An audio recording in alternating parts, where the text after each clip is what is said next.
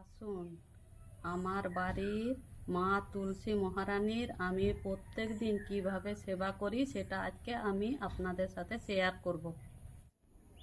এই যে আমার মা তুলসী, এর এবারে আমি এটা দেখো।